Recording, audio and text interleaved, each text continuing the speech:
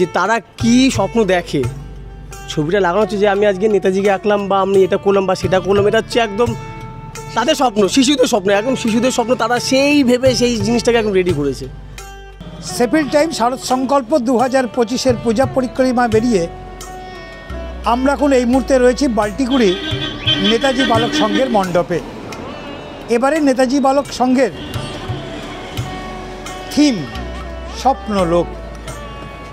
এমন স্বপ্ন কখনো দেখিনি আমি, যে স্বপ্নলোকের যে আবহ মণ্ডপ জুড়ে, তারই বিভিন্ন জায়গায় সেই ছবিটা একেবারে ভীষণ রকমভাবে স্পষ্ট।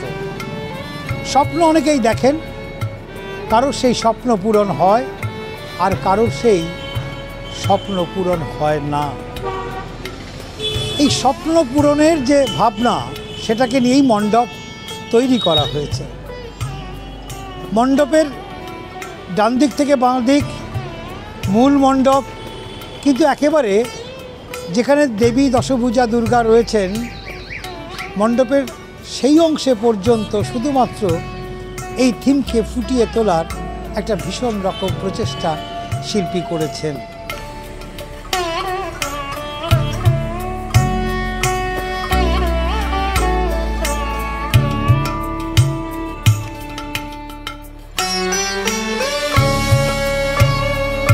ছবিটা লাগানো হচ্ছে যে আমি আজকে নেতাজিকে আঁকলাম বা আমি এটা করলাম বা সেটা করলাম, এটা হচ্ছে একদম তাদের স্বপ্ন, শিশুদের স্বপ্ন, একদম শিশুদের স্বপ্ন, তারা সেই ভেবে সেই জিনিসটাকে একদম রেডি করেছে।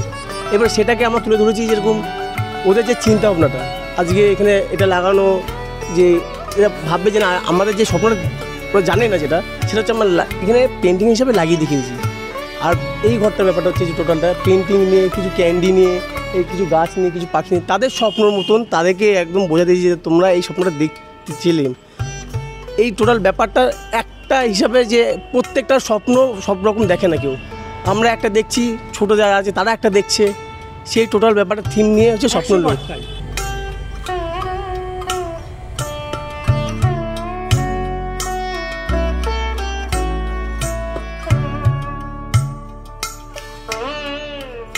বাল্টিগুড়ি নেতাজি বালক সংঘের এবারের থিম স্বপ্নলোক।